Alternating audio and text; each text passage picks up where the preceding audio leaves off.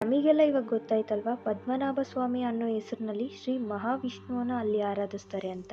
ದೇವರು ಅಲ್ಲಿ ಅನಂತ ಶಯನ ಸ್ಥಿತಿಯಲ್ಲಿ ಇರ್ತಾರೆ. ಅಂದ್ರೆ ಶೇಷನಾಗನ ಮೇಲೆ ವಿಶ್ರಾಂತಿ ತಗೊಳ್ತಾ ಇರೋ ರೂಪದಲ್ಲಿ ಅಲ್ಲಿ ಕಾಣಿಸ್ತಾರೆ.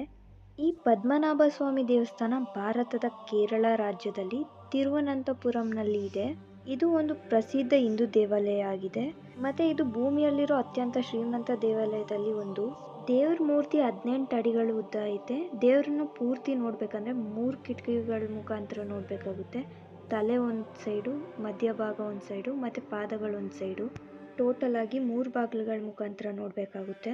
ಈ ಪದ್ಮನಾಭ ದೇವಸ್ಥಾನದ ಗೋಪುರ ಸುಮಾರು 100 ಅಡಿಗಳ ಎತ್ತರ ಇದೆ. ಈ ದೇವಸ್ಥಾನ ಕುಲಶೇಖರ ಆಳ್ವರರು ಪ್ರಾರಂಭಿಸಿದ ಕಟ್ಟಡ ಇದು. ಇಲ್ಲಿ ಪ್ರತಿಯೊಂದನ್ನು ಕಲ್ಲಿಂದನೇ ಕಟ್ಟಿರ್ತಾರೆ.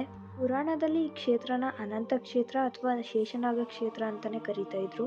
2011ರಲ್ಲಿ ಸುಪ್ರೀಂ ಕೋರ್ಟ್ ಆದೇಶದಂತೆ ದೇವಸ್ಥಾನದ